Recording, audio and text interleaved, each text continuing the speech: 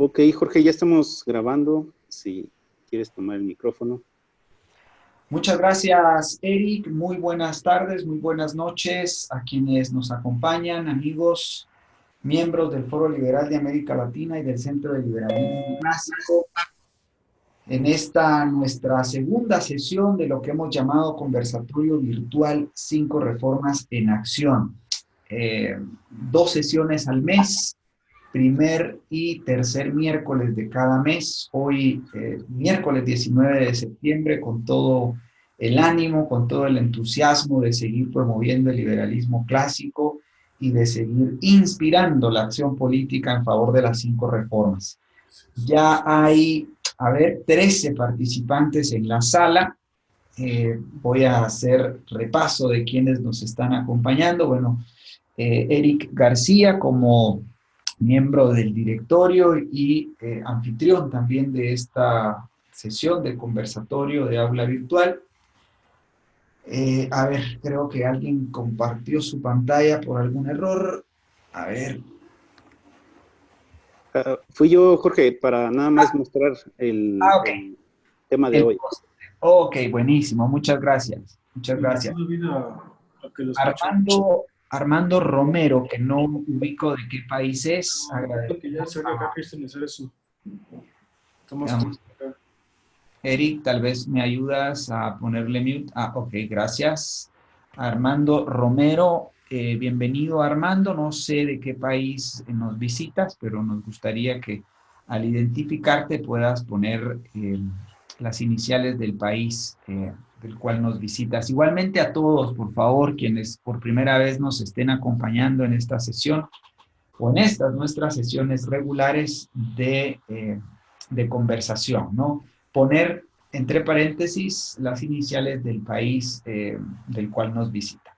Ambrosio Ramírez desde Venezuela, con quien platicábamos a un inicio de esta presentación. Bienvenido, Ambrosio. Carlos Enrique Arenas Woodrich desde Guatemala, canciller, muy buenas noches, gusto de saludarlo también. Hay alguien identificado como Huawei P10 Lite, ¿no? Bueno, es la marca del teléfono, agradeceríamos pueda revisar y decirnos quién es. Javier Santos desde Guatemala, bienvenido Javier. Jazmín López, la esposa de Eric, bienvenida Jazmín, gusto de saludarte. Manuel Figueroa, también desde Guatemala, desde el departamento de Jalapa, oriente del país. Bienvenido, Manuel. Gusto de encontrarte por acá. María, María Morales, supongo que es, no sé, aparece solo María y Guatemala, supongo que es María Morales. Bienvenida, María, a este conversatorio virtual de, del Foro Liberal de América Latina. Oswald Chamagua desde El Salvador, bienvenido Oswald también, un fuerte abrazo al Salvador, y David Mendoza. David Mendoza, de origen mexicano, pero residiendo aquí en Guatemala, parte del equipo de 5 Reformas Guatemala. Bien, bueno, haciendo repaso de los participantes, somos 12 participantes. Lamentablemente no veo por acá a Artemio Estrella. Artemio Estrella, que es pues prácticamente el director del conversatorio virtual.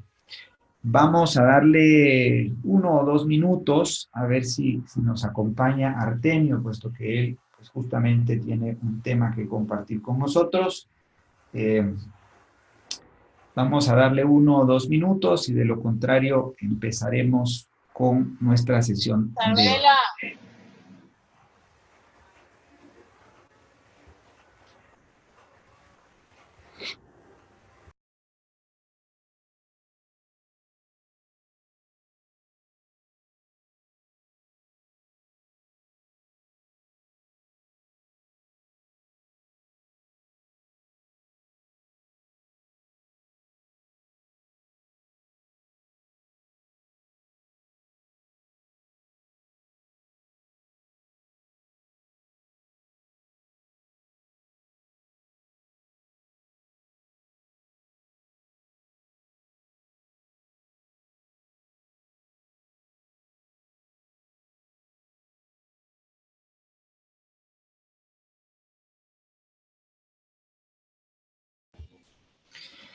Mientras Artemio se suma a los participantes en la sala, pues bueno, voy a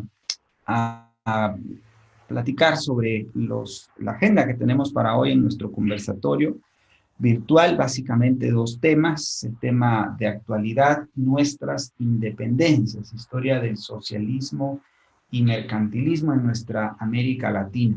A propósito de septiembre, ¿no? Septiembre es el mes en el cual se celebran la mayoría de las independencias en América Latina y pues vimos bien tener este tema como tema disparador para pues inspirar luego a la acción política. Y el segundo tema, justamente el tema de acción política, se me perdió la pantalla, pero creo que era ser oposición y después gobierno. Vamos a ver. Ese era cómo ser una buena oposición. Ese será el tema que vamos a compartir. Justamente de ese tema intentaré yo compartirles y bueno, Artemio, esperamos pueda aparecer en la sala para ofrecernos el primer tema, el tema de actualidad. Así que le damos unos minutos más y si no, comenzamos en 1 o 2 minutos. Bienvenida Janet Méndez, no sé de dónde nos visitas. Bienvenida también Estela Manzano. A ver, Estela Manzano Aguilar. Bienvenidas a este conversatorio virtual 5 reformas en acción. No sé si es primera vez que nos visitan, pero enhorabuena. Felicitaciones por tomarse el tiempo y por darse la oportunidad de conocernos, ¿verdad? Como lo solemos decir en nuestra fanpage y en nuestras redes sociales.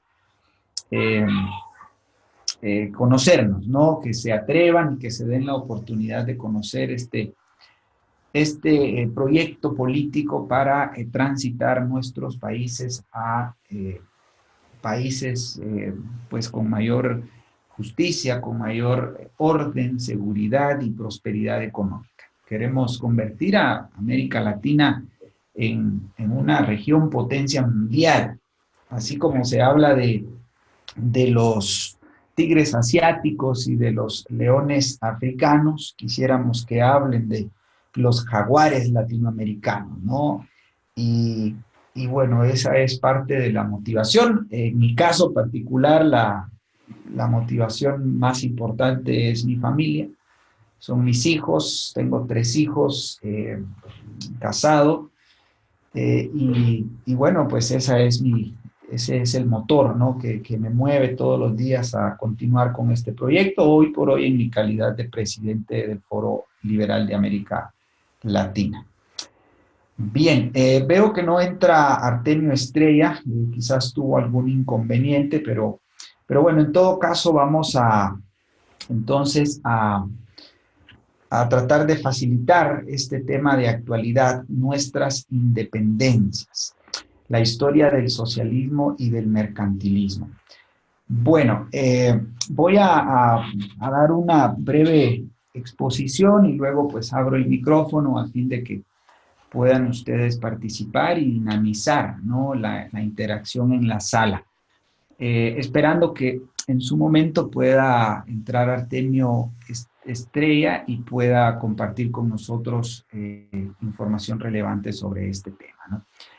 Bien, la historia de América Latina, por no decir la historia de cada uno de nuestros países, ¿no? La historia de México, la historia de Guatemala, de El Salvador, de Colombia, Venezuela, Perú, Ecuador, Paraguay, Chile, pues no ha sido muy distinta una de la otra.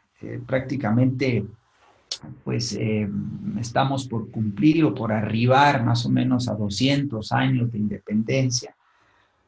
Un proceso de independencia de la corona española que prácticamente fue pues un proceso de transferencia de poder, ¿sí? Un poder y un sistema de gobierno y economía que no era un sistema liberal, digamos, en un sentido de gobierno limitado, ¿no?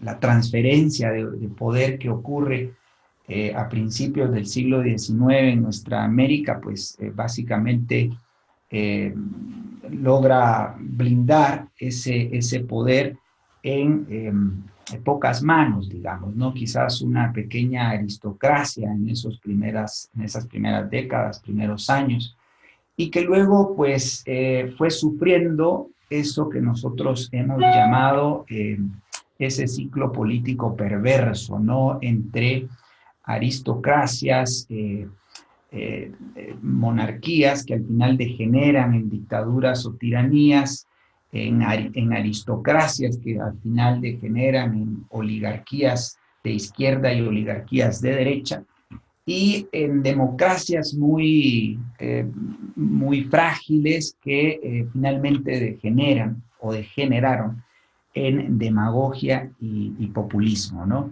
Ese ciclo político perverso, si ustedes analizan e intentan hacer un ejercicio desde sus propias historias, desde la historia de sus propios países, encontrarán lo interesante que es, ¿no? Cómo ese ciclo político perverso de transición, de esas formas degeneradas, de las tres formas puras en las que se puede organizar un gobierno, ¿no? Pues ha sido prácticamente la historia de nuestros países, ¿no? Eso por decir en cuanto a los sistemas de gobierno. Y en cuanto a los sistemas de economía, pues generalmente han sido economías de tipo reprimidas, economías cerradas, economías mixtas en el mejor de los casos, quizás con algunas excepciones, como por ejemplo el caso chileno a principios de la década de los 80, cuando experimenta ese boom en ciertas reformas de tipo capitalista. Y bueno, justamente es un país paradigma, ¿no? Que ha experimentado un nivel de riqueza y un nivel de desarrollo, del cual ahora, en las décadas más recientes, la izquierda y el socialismo se ha catapultado, ¿no? Y se ha aprovechado. Y el mercantilismo también, ¿no? Entonces, este sistema y esta historia de economía mixta y economía cerrada, economías reprimidas, pues ha dado lugar justamente a aplicar pues este gran concepto de socialismo y de mercantilismo, ¿no? Que podemos concebirlos como esa combinación de cierto sistema de gobierno con cierto sistema de economía. Cuando se combina un sistema de gobierno en el cual prevalece una democracia antiliberal, y se combina eso con un sistema de economía mixta, pues bueno, fácilmente se crean las condiciones para que prevalezca el socialismo o el mercantilismo, ¿no? Estos dos sistemas, pues que básicamente han sido la historia de nuestra América Latina y que básicamente han dado lugar a lo que somos hoy por hoy. Algunos veraníos de tipo liberal clásico, en el sentido de gobierno limitado, algunos veraníos con ciertos matices de capitalismo hemos experimentado, por ejemplo, en el caso guatemalteco. Quiero referir yo, por ejemplo, la época entre 1931 y 1944, la época en la que gobernó el general Jorge Ubico, el último de los liberales. Por cierto, quiero hacer una acotación, ¿no? Porque este tema de los liberales en América Latina data del siglo XVIII, más o menos, en el caso guatemalteco 1781, más o menos, cuando Miguel García Granados y Justo Rufino Barrios, dos personajes que son muy conocidos por mis colegas y compatriotas acá en esta sala, pues lanzan este movimiento liberal, ¿no? Pero liberal en el sentido anticlerical, que básicamente se oponía a ese poder que ostentaba la Iglesia Católica para gobernar nuestros países. Ese liberalismo era básicamente anticlerical, pero no era necesariamente proclive al gobierno limitado, ni tampoco necesariamente proclive a las economías abiertas o mercados libres. Y por eso es que hay bastante confusión. Hoy por hoy en Guatemala, por ejemplo, hay un partido cuya denominación es liberal, Partido Liberal de Guatemala. Y bueno, ha surgido mucha confusión porque la gente se pregunta, ¿liberal en qué sentido, no? Nosotros, creo yo, tenemos que tener muy claro a qué nos referimos cuando decimos liberalismo clásico, básicamente gobierno limitado, mercados libres y propiedad privada. Esos son los tres principios que sustentan y soportan todo el andamiaje de la doctrina política del liberalismo clásico. En ese sentido, entonces, y luego de esta acotación en cuanto a liberales versus conservadores, o sea, conservadores en el entendido que pretendían conservar aquel sistema de ciertos privilegios, aquel sistema también en el que la Iglesia ostentaba mucho poder para el funcionamiento de los países, ¿no? En esa lucha entre conservadores y liberales que ocurrió a finales, diría yo, en el último cuarto del siglo XIX y principios del siglo XX, en el caso guatemalteco, como les decía, esa época entre 1931 y 1944, cuando gobierna Jorge Ubico, un presidente muy interesante, ¿no? Desde el punto de vista histórico, porque, bueno, Jorge Ubico gobernó por 14 años o 13 años más o menos, utilizó todas las artimañas de la época para permanecer en el poder y desde ese punto de vista pudiésemos decir que era un dictador. Pero como bien ha distinguido el profesor Mansuetti, un dictador de derecha, ¿no? Porque cuando uno revisa la historia de la mano de ciertos libros, que por cierto recomiendo, los libros del profesor Carlos Sabino, quien tiene, por cierto, un libro que debiese de ser obligatorio para todos nosotros, se llama El amanecer de la libertad en América Latina. Si no mal recuerdo, algo así es. Bueno, este libro y estos libros del profesor Sabino ponen en evidencia, ¿no?, lo que significó Jorge Ubico para Guatemala cuando gobernó durante 13 años, ¿no? Jorge Ubico aún permanece en la mente de muchos guatemaltecos como un gran presidente y como un presidente emblemático. Y fue básicamente porque tuvo tres grandes, diría yo, logros o éxitos, ¿verdad? Y que básicamente tuvo que ver con transparentar las finanzas públicas en su momento, número uno.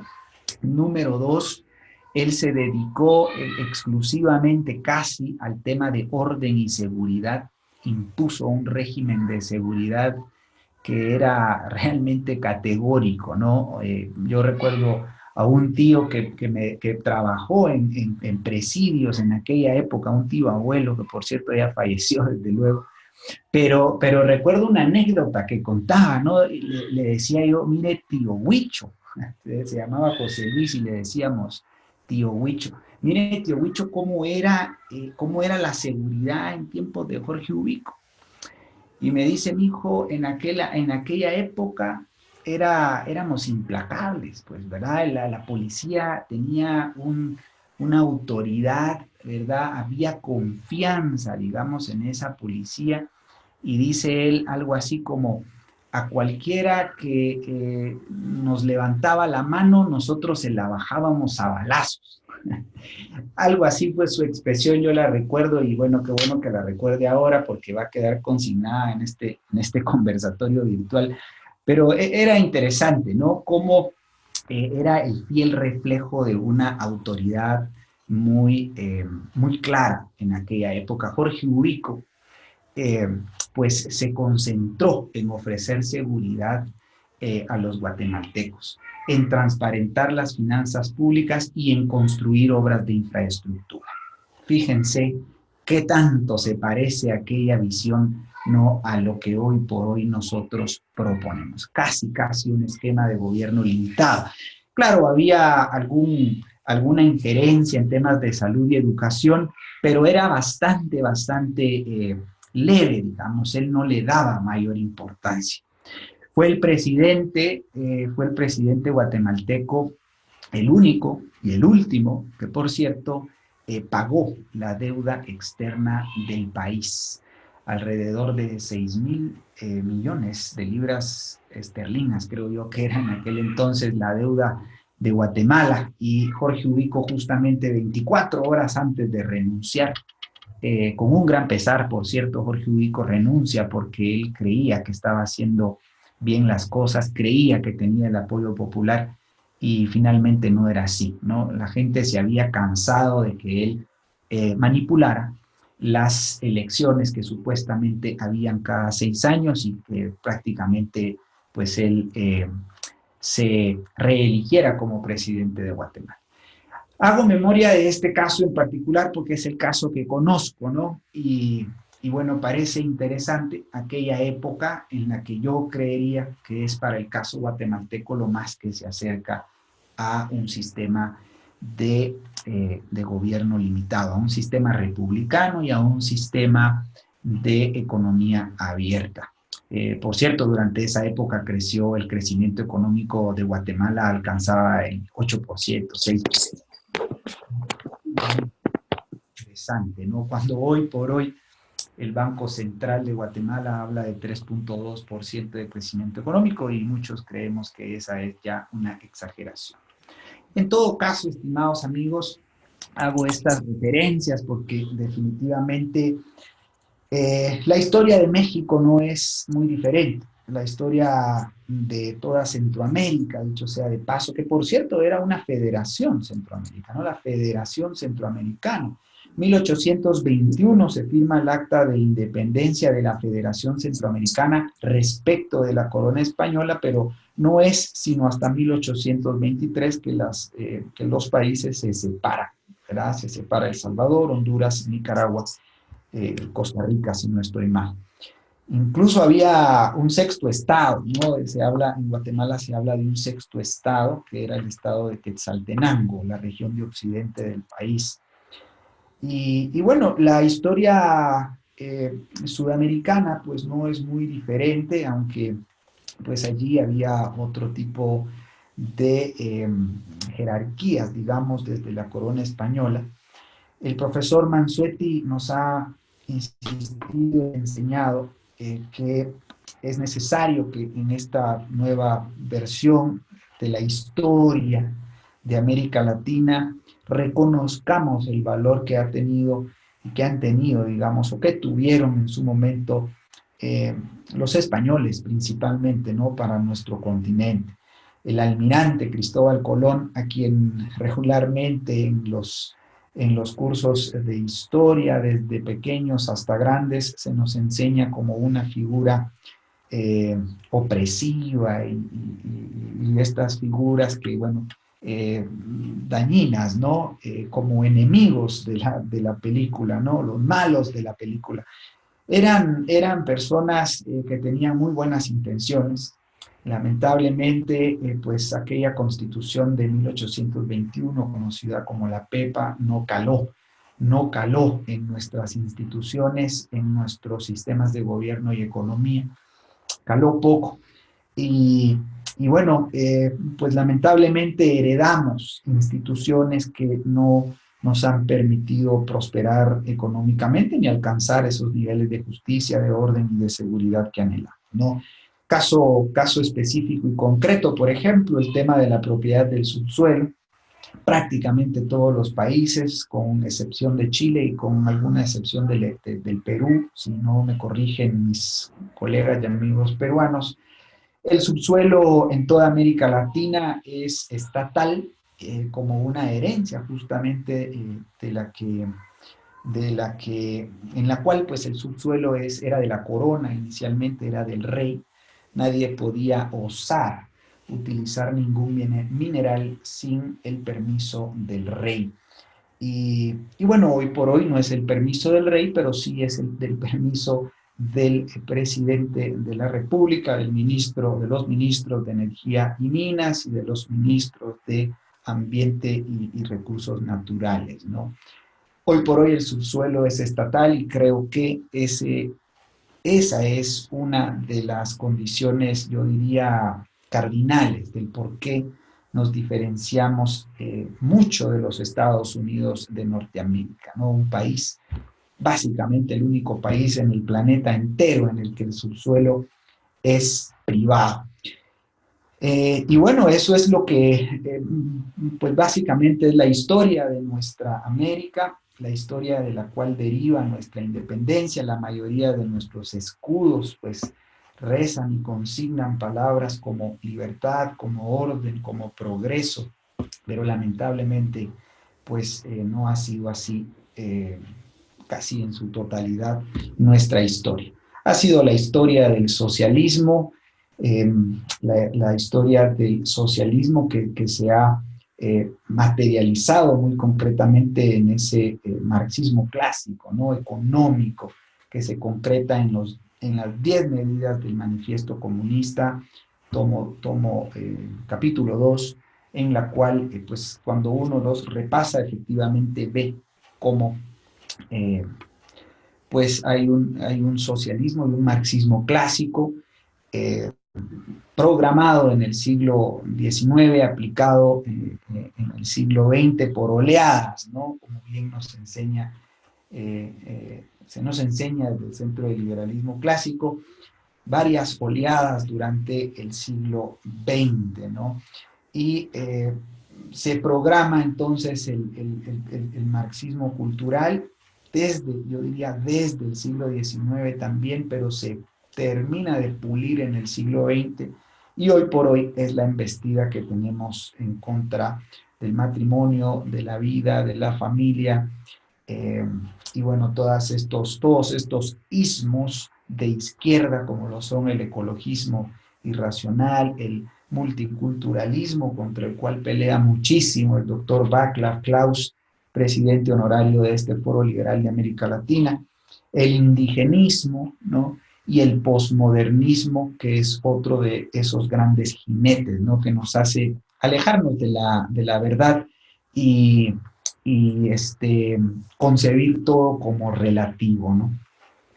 Pues bien, esa es la historia a grandes rasgos. Desde luego, creo que lo importante será leer el libro de El amanecer el amanecer de la libertad. Voy a confirmarles ese nombre, pero básicamente lo recomiendo mucho, ¿no? Del profesor Carlos Sabino. Bien, hago acá entonces una pausa, no sin antes, bueno, darle la bienvenida ya a Artemio Estrella, que está por acá ya. Bienvenido, Artemio. Ailín Badel, Adrián Solís, Ailín Badel de Colombia, muy activa también en el chat del gimnasio. Adrián Solís, quien no se identifica desde qué país nos visita. Armando Romero desde México, bienvenido Armando. David Parada de Colombia, Diego Arellano, Estela, que ya la habíamos saludado. Gustavo Romero del Perú, bienvenido Gustavo, qué bueno verte por acá. Catherine de Guatemala, bienvenida Catherine, bienvenida a este conversatorio. Y doña Lucy Araton de Ríos, bienvenida doña Lucy también desde Guatemala. Un fuerte saludo para todos los chapines ya acá presentes, 22 personas en la sala. Bueno, siempre nos pone muy contentos la cantidad de personas, pero más aún la calidad de personas. Así que, bueno, abro el micrófono y no sé, Artemio, si quieres extender un poco este tema o quizás moderar un poco la interacción. Muchas gracias, bienvenido. Muchas gracias, Jorge Chiapas. Buscando fortalecer tu valiosa introducción sobre nuestras independencias, que son muy similares los fenómenos independentistas de Latinoamérica, porque básicamente todos parten de la misma raíz, que viene siendo que todas las naciones latinoamericanas fuimos colonias españolas, salvo el caso de Brasil, que fue una colonia portuguesa. Las independencias de nuestras naciones latinoamericanas, algunas pacíficas, otras muy sangrientas, parten básicamente de algunos aspectos comunes. El primero fue que tomaron impulso a partir de la ocupación francesa en España por allá de 1808, y básicamente ese fue, como quien dice, el arranque independentista de las naciones latinoamericanas. Otro punto es que la Ilustración fue el movimiento cultural e intelectual en el cual se apoyaron los distintos movimientos independentistas de nuestras naciones. Los pensadores de la Ilustración sostenían que el conocimiento humano podía combatir la ignorancia, la superstición y la tiranía para construir un mundo mejor. Tal vez tenían razón con respecto al tema de la ignorancia y la superstición, pero para derrocar a la tiranía, yo veo como que la Ilustración prácticamente fue la que fundó o le abrió paso a la antipolítica y a los tanques de pensamiento. Digo, no quiero demeritar el trabajo de los tanques de pensamiento, en nuestro caso los liberales, pero pensar que con escuelas vamos a derrocar tiranías, pues realmente es un absurdo, porque tenemos 200 años ya transcurridos y no se ha logrado. Otra cosa que cabe resaltar es que algo en común por ausencia fue que América Latina fundamentó, como lo mencioné, fundamentó su independencia en las ideas de la Ilustración francesa con su toque español y latinoamericano, mientras que los americanos, en cambio, fundamentaron su independencia en las ideas de reforma. Tanto la Reforma como la Ilustración fueron como, digamos, hermanos gemelos no idénticos. Nacieron, digamos, uno por parte fue por la parte teológica y el otro por la parte ideológica, pero ambos, digamos que tuvieron su influencia política. Latinoamérica se fue por el lado de la Ilustración, por el lado de que le llaman, o mal llamado, el razonamiento científico, y los americanos, como bien lo mencionaste, Jorge, pues al irse por el lado de la Reforma se convirtieron en el primer experimento capitalista exitoso de la era moderna, pues a nivel mundial, ¿sí? A tal grado es su capitalismo que la misma tierra, o sea, Estados Unidos se fundamenta bajo el principio de tierra que tomas y la trabajas, te pertenece, es tuya, por derecho propio, por derecho natural. La gran diferencia entre la Reforma y la Ilustración es que la Reforma le abre paso al gobierno de la ley, le abre paso a la república, mientras que la Ilustración le abrió paso al gobierno del pueblo, como se le conoce a la democracia. Pero la democracia nunca ha sido en realidad el gobierno del pueblo, y es aquí precisamente en donde las independencias de nuestras naciones no hicieron más que ponerle otra ropa a la mona, y como dice el dicho, aunque la mona se vista de seda, mona se queda. Cambiaron el sistema monárquico por uno presidencialista, más una representación en el Congreso, pero el sistema económico y social era el mismo. ¿Cómo se llamaba ese sistema económico? Mercantilismo. Fue un mercantilismo heredado de las monarquías europeas, en nuestro caso particular de la española. No hablaré de la historia del mercantilismo, salvo que fue el fundamento económico de nuestras naciones nacientes en aquellos años. Tampoco me gustaría hablar de definiciones rebuscadas sobre qué es o qué no es el mercantilismo.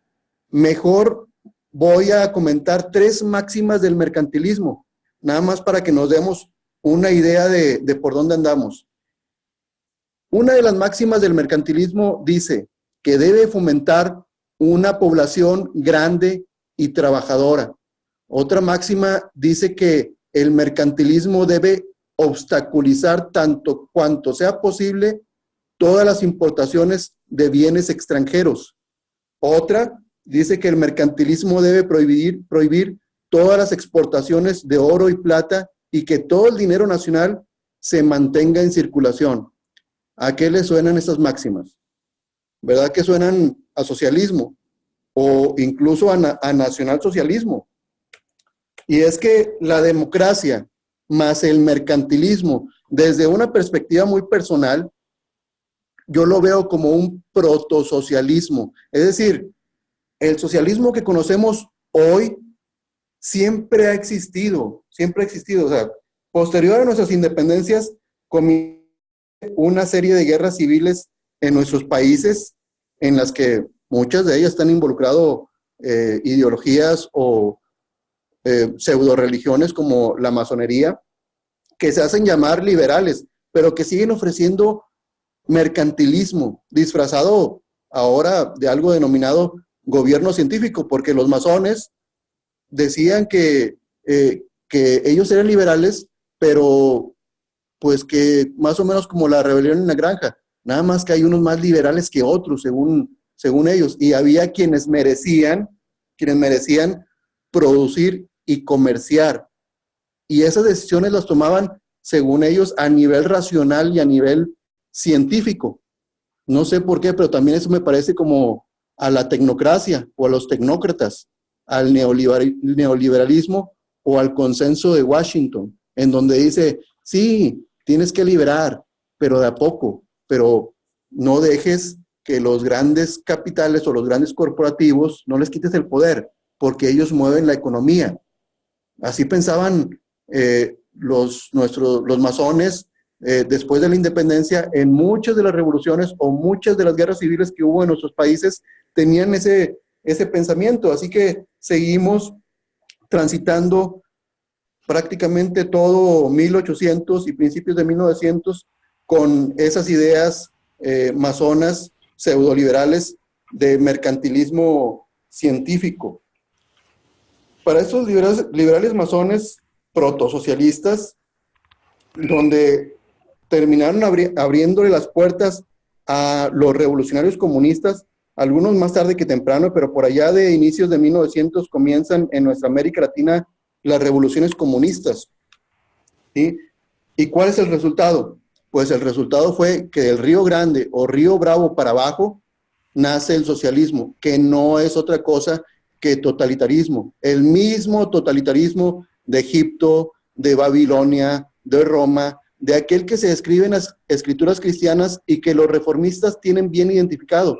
Es exactamente el mismo tipo de totalitarismo de siempre, el histórico, pero con planteamientos socioeconómicos antiguos, más teorías modernas o, como algunos les llaman, posmodernas. Que el posmodernismo, pues no es otra cosa que subjetivismo, es decir, aceptar las ideas, entre comillas, racionales que nacen de la Ilustración de todos, como si todas las ideas fueran válidas. Pero tenemos buenas noticias, no todo está perdido. Estamos los liberales clásicos, estuvimos dispersos por mucho tiempo, defendiendo la idea, defendiendo la forma, pero sin fondo. Ahora pues ya contamos con fundamento y estamos unidos.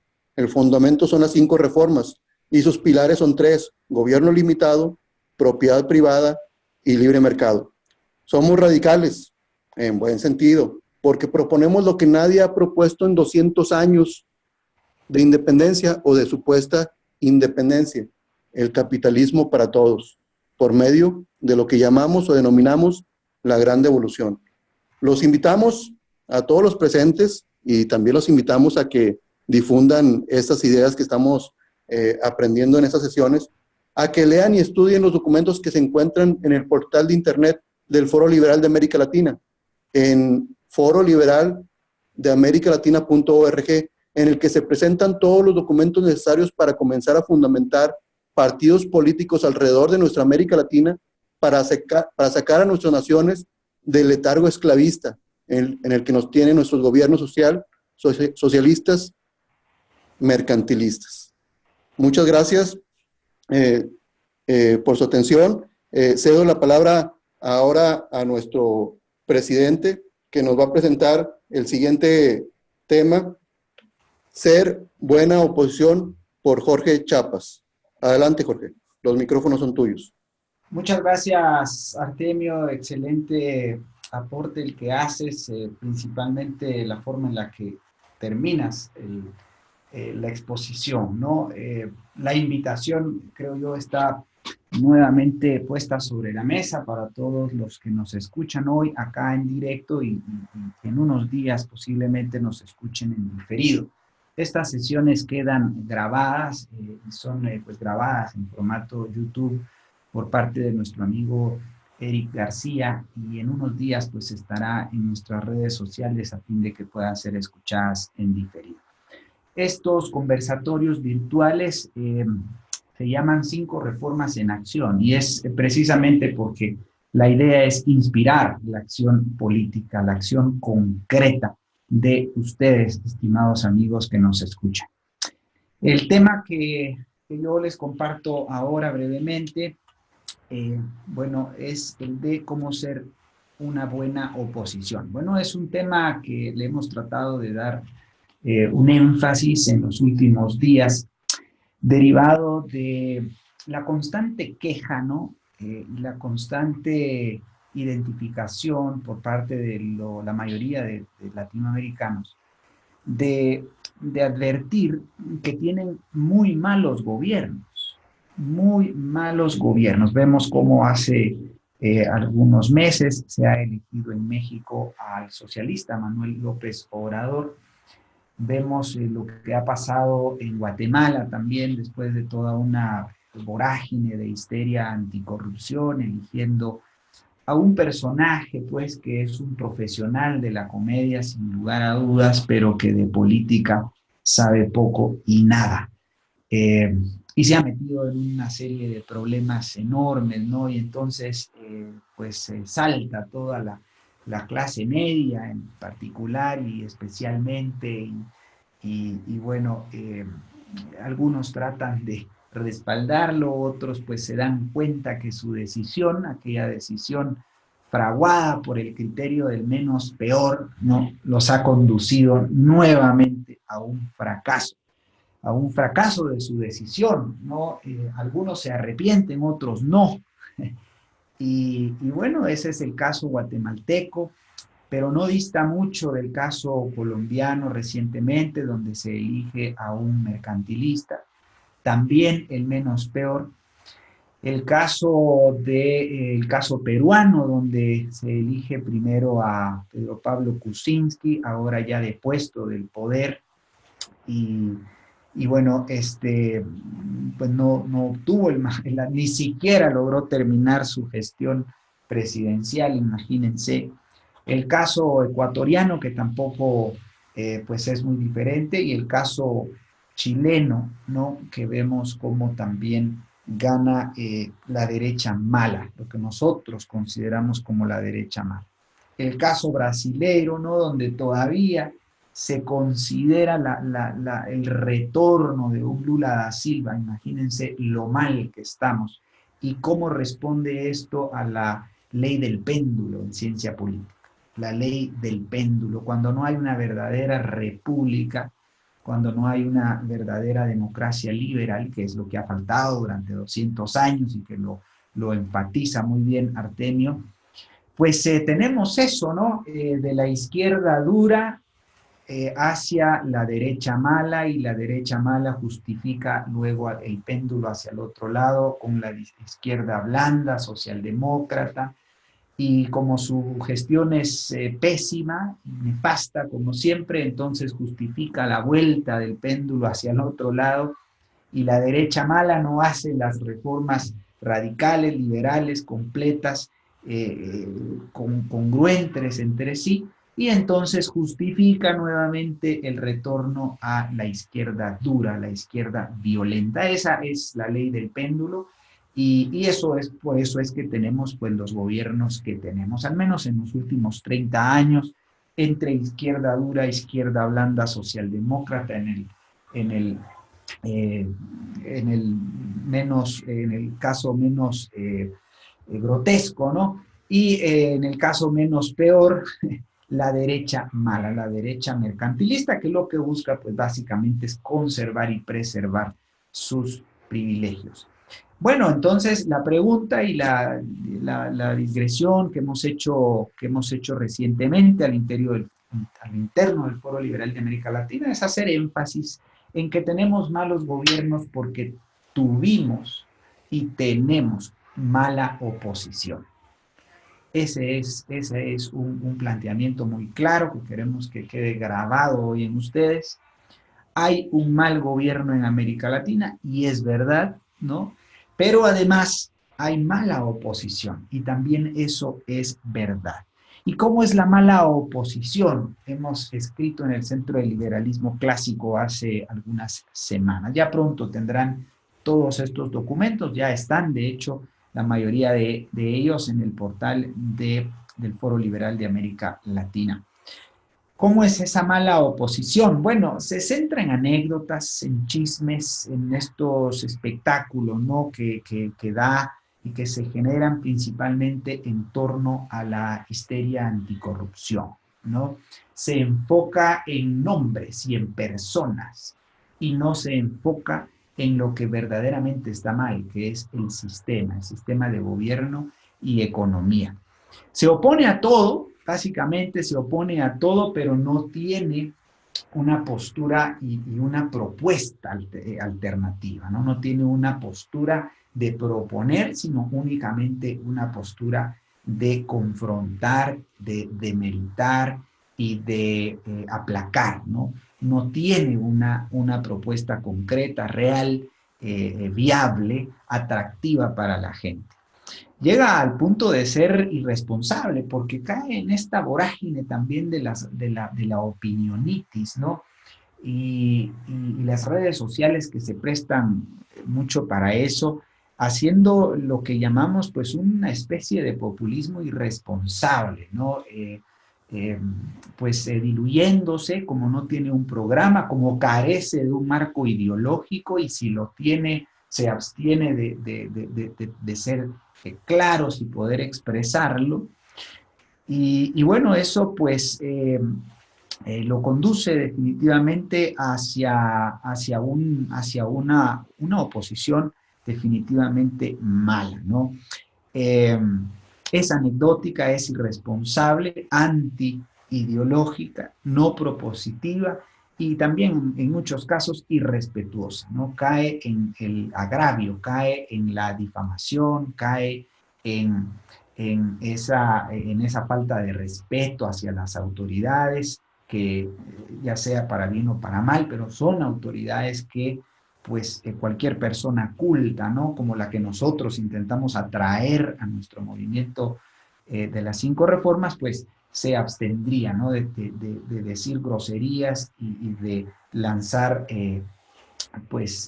ofensas a ciertos personajes políticos, porque, bueno, insistimos, no tienen una propuesta ni tienen un marco ideológico, y si lo tienen, pues prácticamente pues no lo muestran ni lo explican, ¿verdad? Así es la oposición, así es la oposición. Y hay otro rasgo particular de la oposición que hay que hacer ver también. La mayoría de la oposición es socialista. Y lo que no es socialismo, pues es mercantilista, ¿verdad? No hay una oposición liberal, y en eso, reiteramos, hemos fallado los liberales. Por eso nosotros decimos que somos autocríticos. Y somos autocríticos en ese sentido. No hemos sido capaces, hemos sido flojos, como nos lo enseña el profesor Mansuetti, en desaprender estatismo, en aprender liberalismo clásico y en entrenarnos para llevar a la palestra política, especialmente los congresos y los parlamentos, nuestras ideas de una manera pues totalmente contraria a lo que hoy por hoy es la oposición.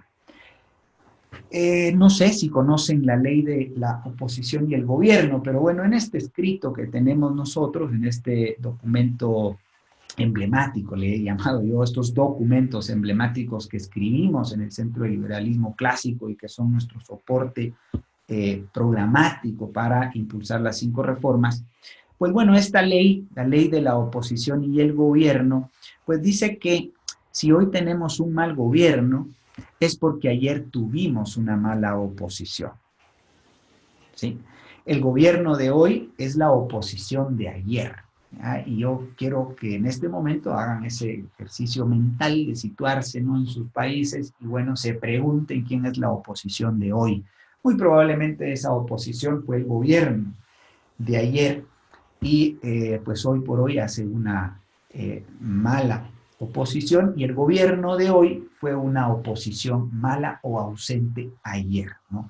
Esa es la ley de la oposición y el gobierno, y por eso a nosotros nos importa muchísimo entrenarnos para hacer una buena oposición, porque una ley también en ciencia política es que primero habrá que hacer oposición antes que ser gobierno, ¿verdad? Esa es la lógica, digamos, la lógica del sentido lógico que sigue pues la participación y la acción política, ¿no?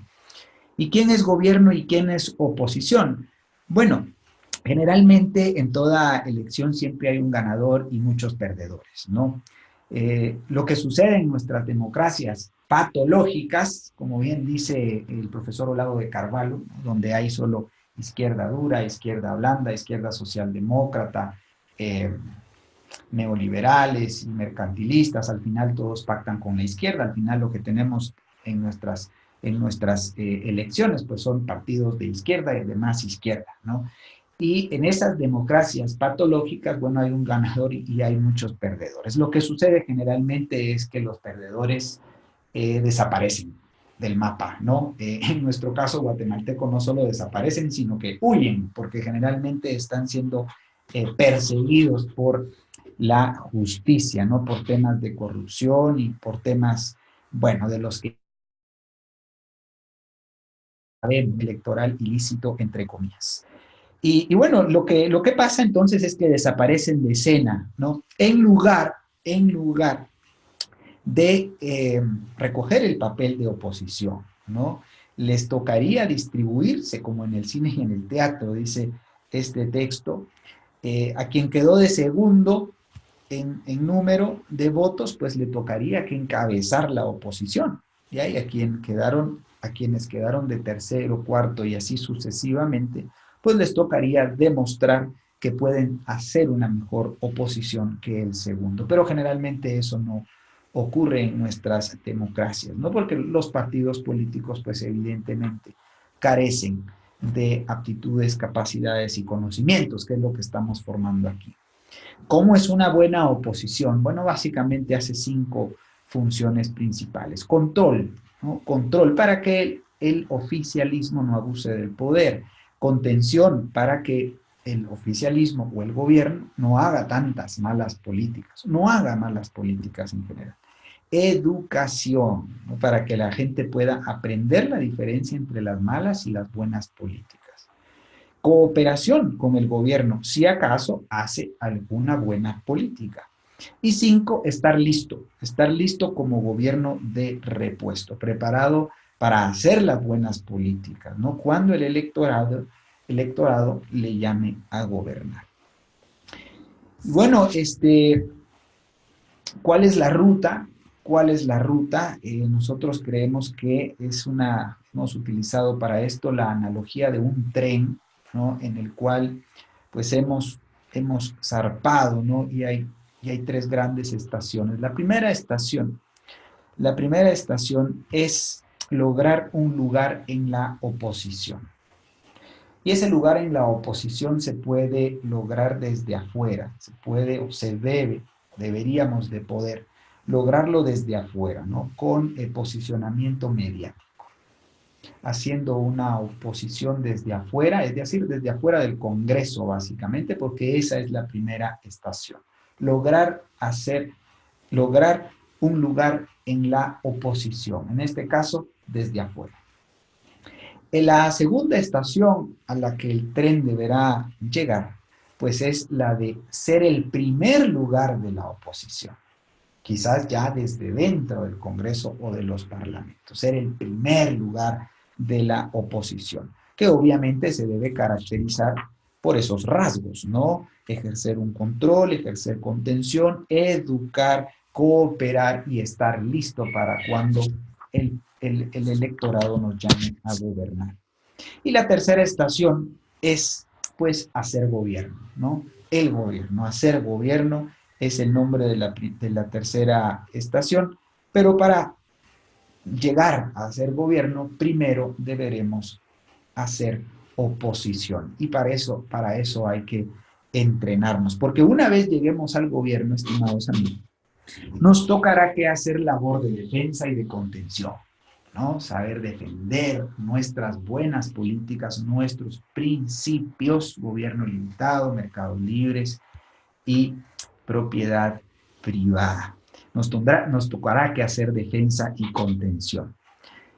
Así es de que, bueno, esa es la oposición para la cual nos estamos preparando los 5 reformistas acá en el Foro Liberal de América Latina, una oposición liberal clásica, una oposición radical en el buen sentido, ¿no? Radical en el sentido que vamos a ir a la raíz de los problemas. Y la raíz del problema es ese sistema de gobierno y economía que predomina desde hace 200 años en nuestro continente. Una oposición que dirige sus petardos, ¿no?, al sistema y no a los nombres, a los gobernantes, a esos que son transitorios y que llegaron ahí por cuestiones meramente coyunturales, ¿no? No nos fijaremos en qué color de corbata lleva tal o cual, que si se pintó o no se pintó la señora tal o cual, y en ese tipo de nimiedades en las que se pierden generalmente los politiqueros. Nosotros por eso queremos ser políticos con P mayúscula. Haremos oposición hacia las leyes malas, hacia las políticas malas, y haremos énfasis en el apartheid criollo, ¿no?, que nos divide entre los de arriba y los de abajo. Tendremos un marco ideológico claro y por eso insistimos en tener la consigna y llevar la consigna siempre dentro de nosotros, ¿no? Con la verdad por delante, con la verdad por delante. Eso es una distinción que debe tener este movimiento, nuestros partidos políticos de signo liberal clásico. Debemos tener claridad también en ese marco ideológico, ¿no? Y pues desde luego ser responsable, asumir las consecuencias de lo que pensamos, de lo que hacemos, ser comedida y respetuosa, ¿sí?, diplomática, y para eso habrá que entrenarnos, estimados amigos, habrá que entrenarnos.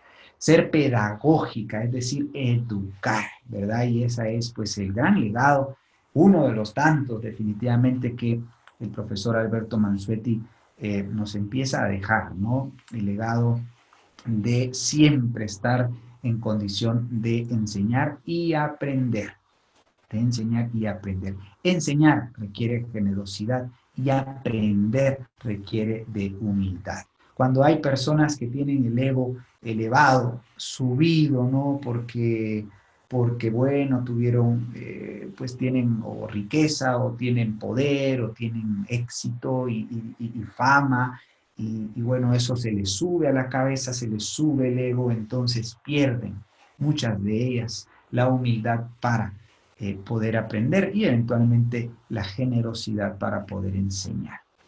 Esa será nuestra oposición, así debe ser nuestra oposición y debemos prepararnos para ello. En el Foro Liberal de América Latina y el Centro de Liberalismo Clásico tenemos 14 simples reglas para una buena oposición. No voy a mencionar todas porque algunas de alguna manera se repiten con este reciente documento que hemos titulado Ser oposición y después gobierno. Solo quiero resaltar algunos temas acá, ¿no?, que responden a las 14 simples reglas para una buena oposición, ¿no? Bueno, dice, no se enfoca en las exigencias, sino en las necesidades. La gente exige educación gratis del Estado, por ejemplo, ¿no?, porque así ha sido adoctrinada, sobre todo la clase media, pero lo que realmente necesita es educación, nada más. Y por eso nosotros tendremos que defender un sistema de educación enteramente privado, porque la educación corresponde y pertenece a las esferas privadas de las personas.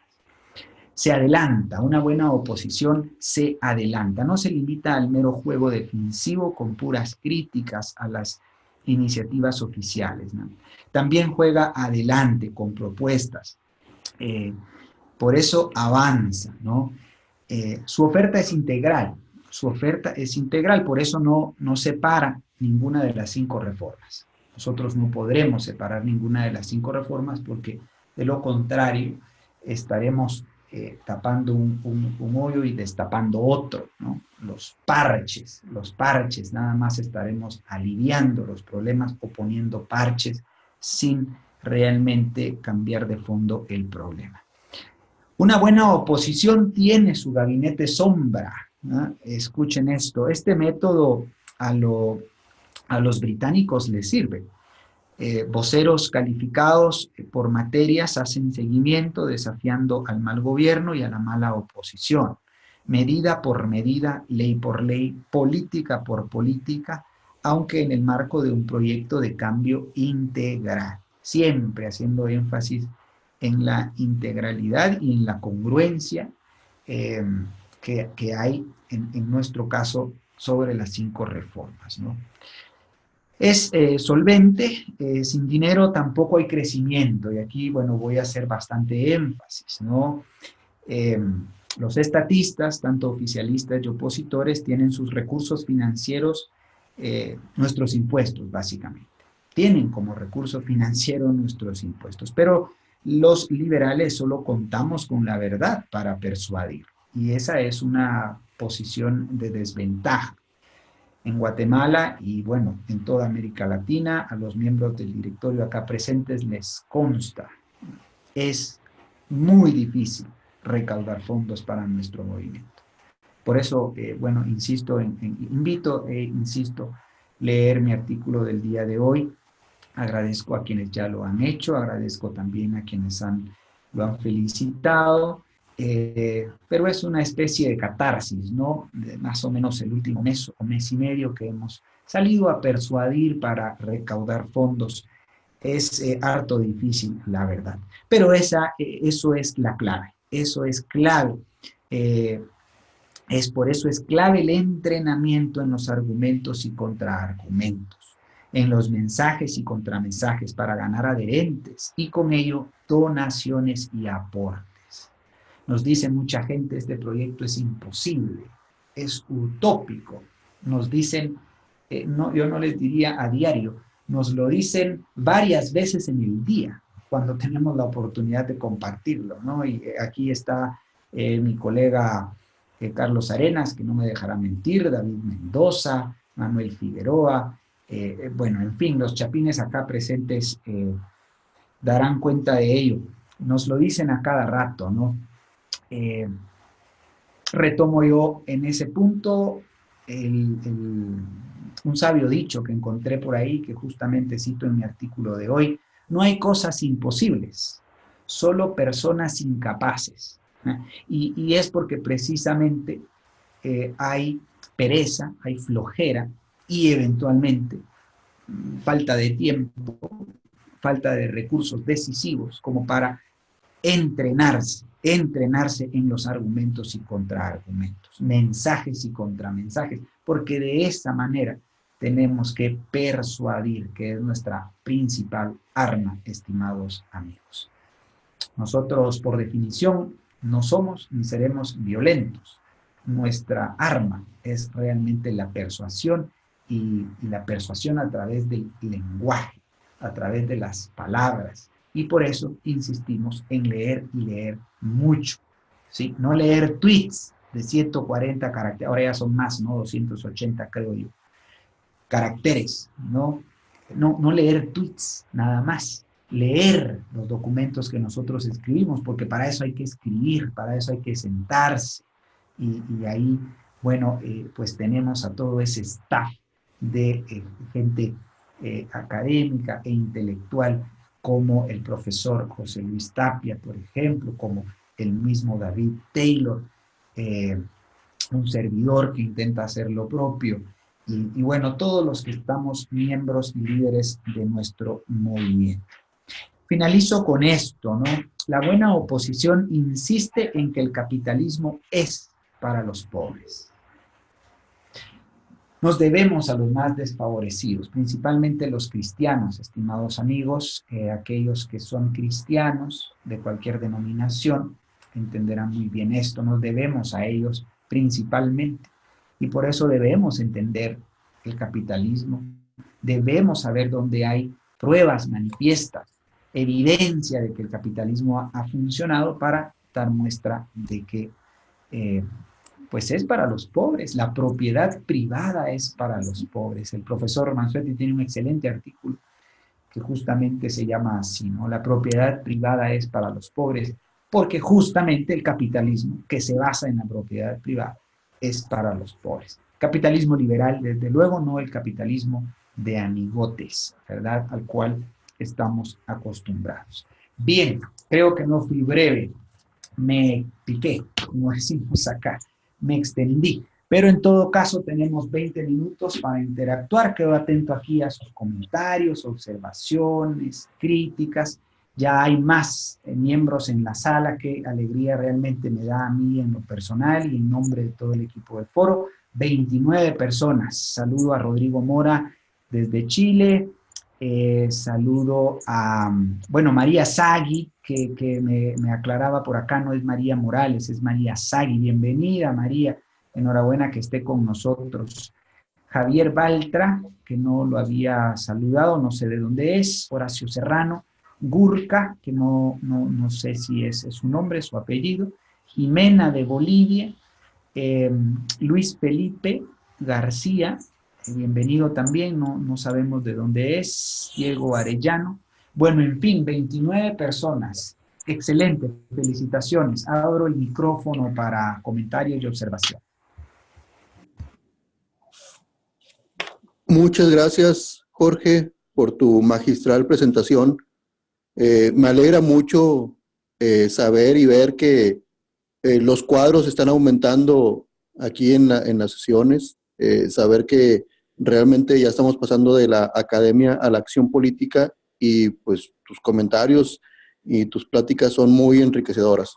La mecánica es muy sencilla, los micrófonos están abiertos, levanten la manita en el chat y con gusto les abrimos el micrófono para cualquier comentario, para cualquier duda que tengan con respecto a lo comentado tanto por mí en la parte independentista o por Jorge Chapas.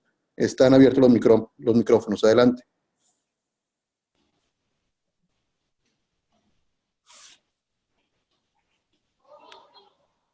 Artemio,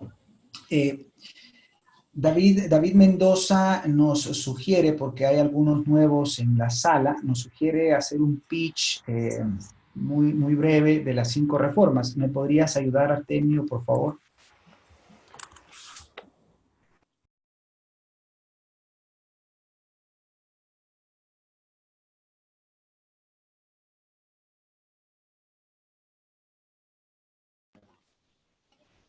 Artemio, disculpa, ¿me escuchaste? Tal vez si nos haces el favor de lanzar un pitch breve, un resumen de las 5 reformas, porque vemos que hay personas nuevas en la sala.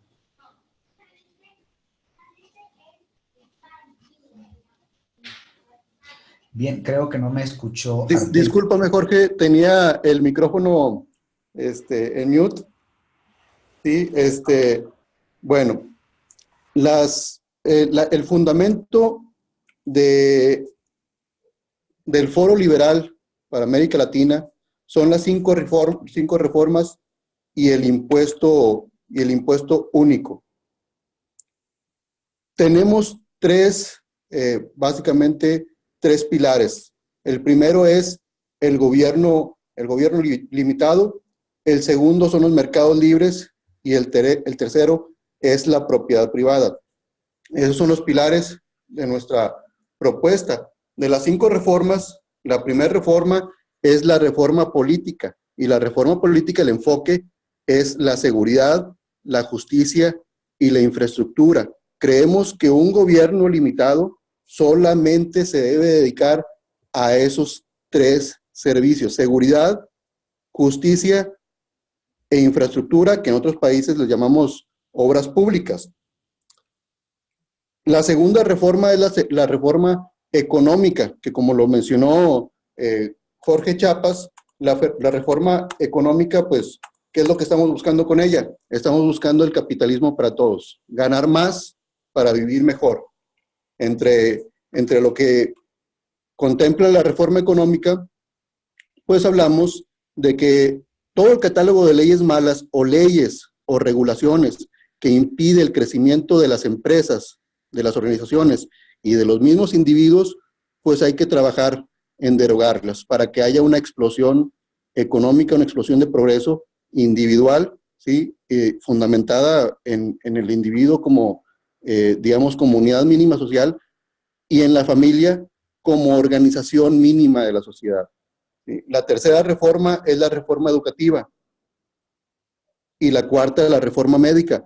En estas dos reformas, la reforma educativa y la reforma médica, lo que buscamos es que exista un bono o un voucher educativo y de salud para que los ciudadanos, las familias, accedan a educación y salud de calidad.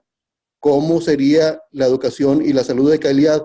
Pues también dentro de estas reformas tenemos contemplado que la educación, las escuelas, las instituciones serían entregadas en propiedad de maestros. Lo mismo con el tema de las clínicas y hospitales, serían entregadas en propiedad a los médicos, a los doctores, de manera que nuestras naciones generemos naciones de propietarios y no de proletarios, ¿sí? Y ya con el voucher educativo y de salud, los ciudadanos podrán acceder a servicios privados, que es una máxima del capitalismo y que dentro de nuestro foro entendemos que el capitalismo para todos es, como quien dice, la máxima que perseguimos.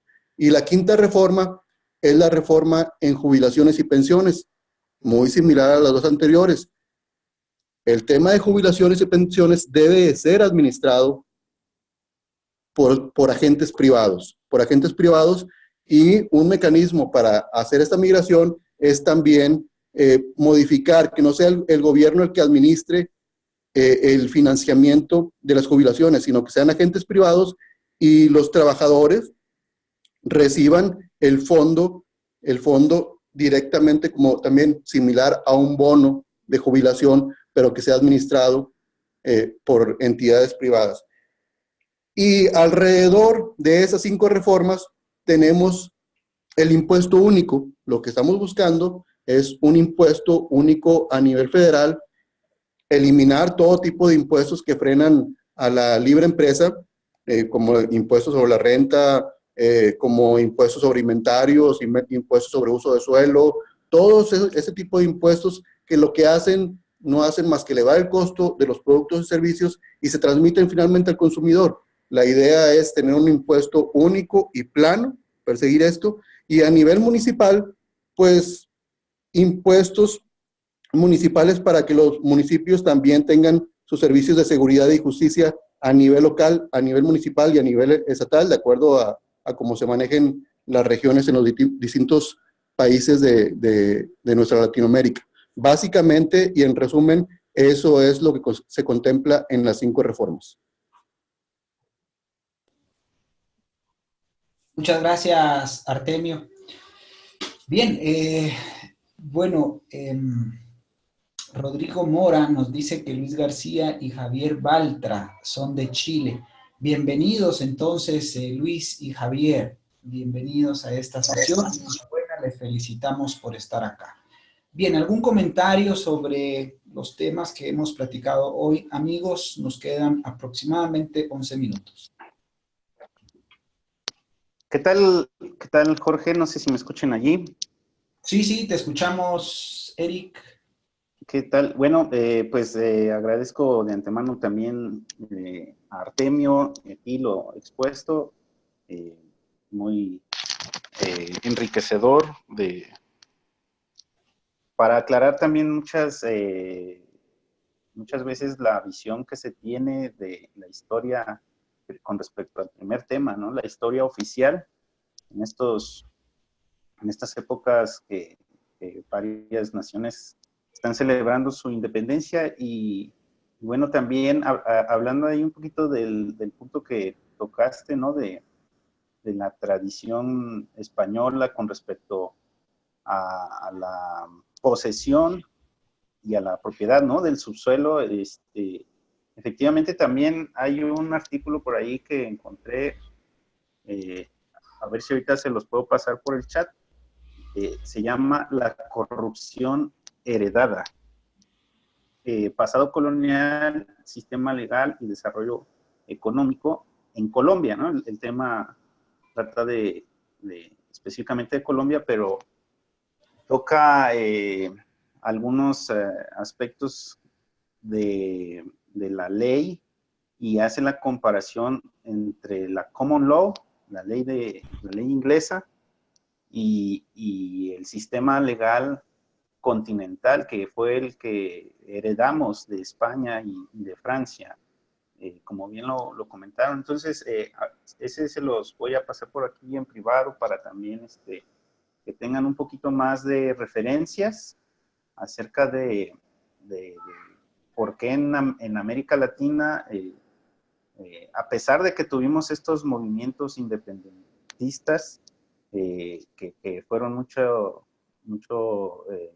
manejados para que en nuestras épocas se genere una identidad estatal y una adoración, digámoslo en estas palabras, hacia el Estado, para derribar muchos mitos, muchas informaciones que traemos, como bien dices, y tratar de desaprender, ¿no? Todo lo que nos ha venido enseñando el Estado. Entonces, esta lectura es bastante interesante, ¿no? Y menciona eso, que el sistema anglosajón se basó más que nada para resolver a través de jueces disputas específicas, y lo contrario en el sistema continental español y francés se hizo un sistema estatal burocrático que trató de prever muchas cosas y más bien entorpeció y le quitó a la economía su libertad. Entonces, por ahí lo pongo y para que lo tengan todos los que nos escuchan por aquí. Muchas gracias, Eric, de México. Aquí tiene levantada la mano David Parada. Le podemos abrir los micrófonos a David para que exponga su comentario.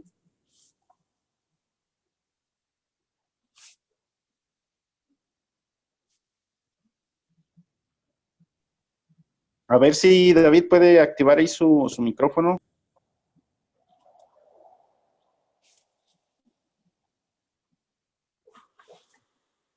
David, adelante, si le puedes quitar el mute a tu micrófono para que puedas exponer tu comentario. Listo. Primero, esta reunión que ha sido muy edificante para mí. Estoy hablando desde Cartagena, Colombia. Me pareció muy interesante la intervención sobre la verdad de la oposición. Mi pregunta es la siguiente. En la oposición de que hablan es de que la oposición es por fuera del Congreso. ¿Me podría quedar mejor eso? O sea, entiendo que la oposición se hace visible es en el Congreso. Entonces, si no es la oposición en el Congreso, ¿cómo se podría hacer visible la oposición? Gracias. Excelente pregunta, estimado David. Buenísimo que participes. Felicitamos tu disposición. Bueno, yo mencionaba al inicio, ¿no?, que la oposición en una primera estación, la primera estación consiste en hacerse visibles como oposición, ¿no? La segunda estación es lograr el primer lugar en la oposición. Y la tercera estación, pues, es hacer gobierno. En cuanto a la primera estación, ¿no? Hacerse visibles como oposición, efectivamente puede ser desde el Congreso, pero decía yo que también puede ser desde afuera del Congreso. Mediáticamente nos podemos visibilizar como partidos políticos en formación, como movimientos políticos, eventualmente como asociaciones 5 reformas, tratando de hacer una oposición en los términos que hablábamos, ¿no? De control, de contención, de educación, de cooperación y estar preparados para gobernar. Entonces, no solo es desde el Congreso, David, sino también es posible hacerla desde fuera del Congreso, desde antes. Podemos hacerla a través de campañas mediáticas, campañas, digamos, de propaganda, ya sea en medios tradicionales como campos pagados en periódicos, por ejemplo, ¿no? En redes sociales de manera bien articulada, de manera estratégica, mediante un periódico liberal, ¿verdad? En nuestros países o desde el Foro Liberal de América Latina. De hecho, nosotros desde el Foro Liberal hacemos una oposición muy constructiva. Hemos lanzado algunos comunicados de los cuales ustedes han sido testigos y intentamos hacer una buena oposición por ahora como un grupo de partidos políticos liberales en formación. Entonces, pues esa sería mi respuesta, David. No sé si satisface tu pregunta. Muchas gracias, Jorge. Muchas gracias, David, por tu participación. Nos restan 5 minutos para una pregunta adicional, para una opinión adicional. Adelante, los micrófonos están abiertos si gustan levantar la mano para participar.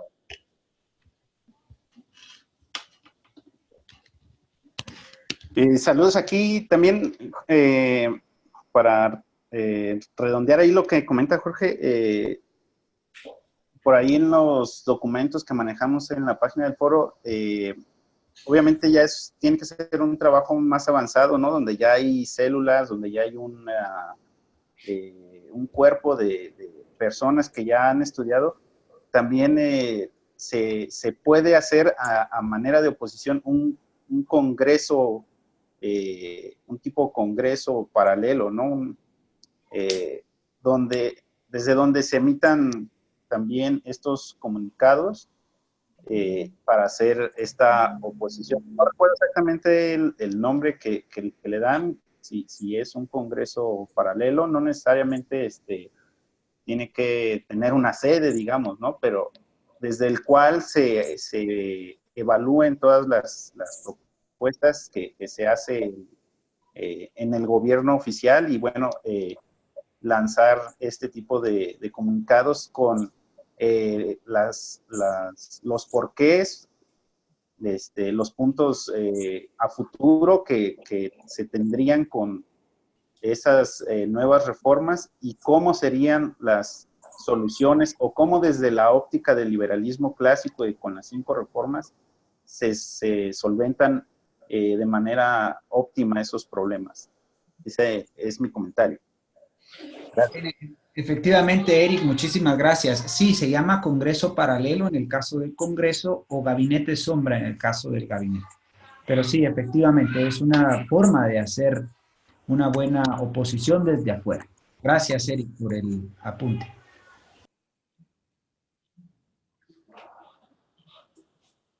Los micrófonos siguen abiertos. Si alguien quiere realizar una última participación, adelante.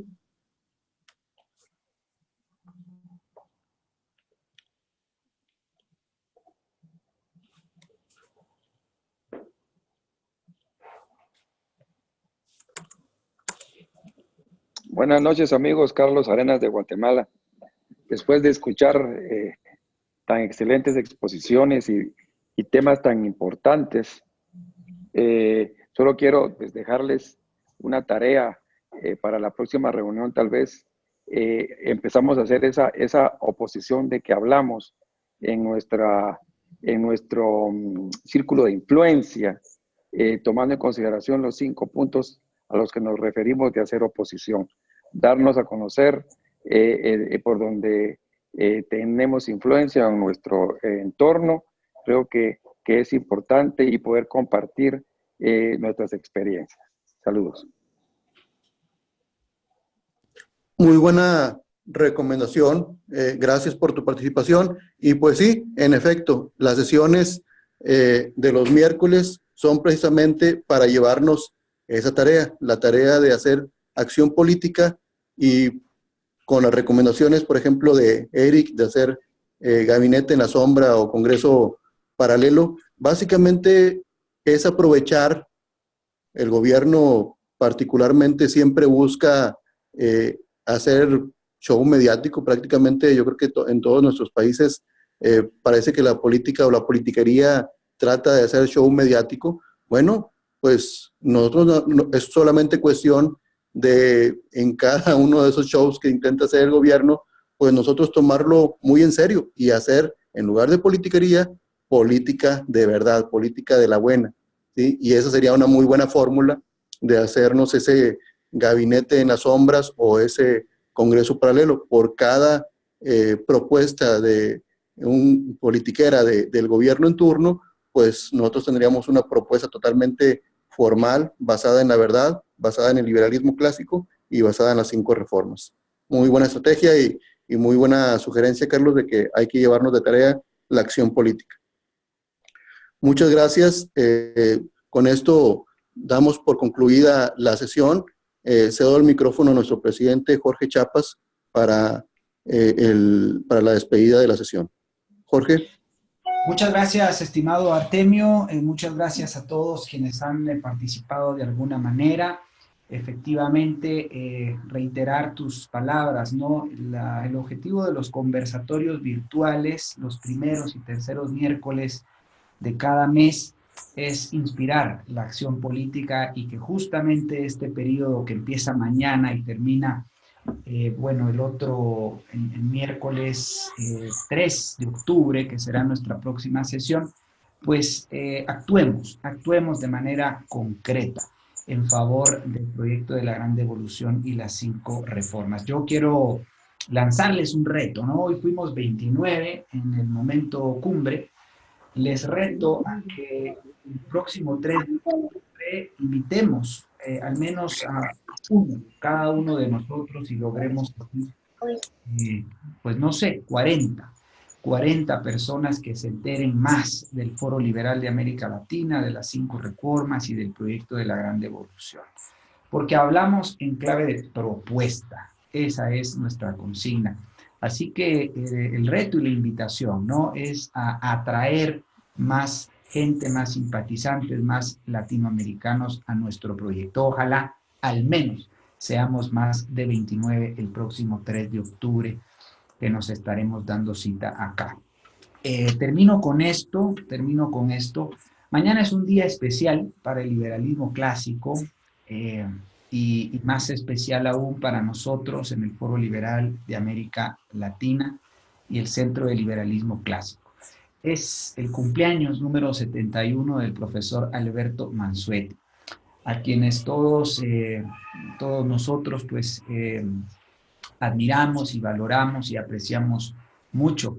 Así que yo quiero dejar constado en esta sesión del conversatorio, pues nuestras más sinceras felicitaciones por ese cumpleaños, estimado profesor. Sabemos que usted escuchará en diferido esta sesión.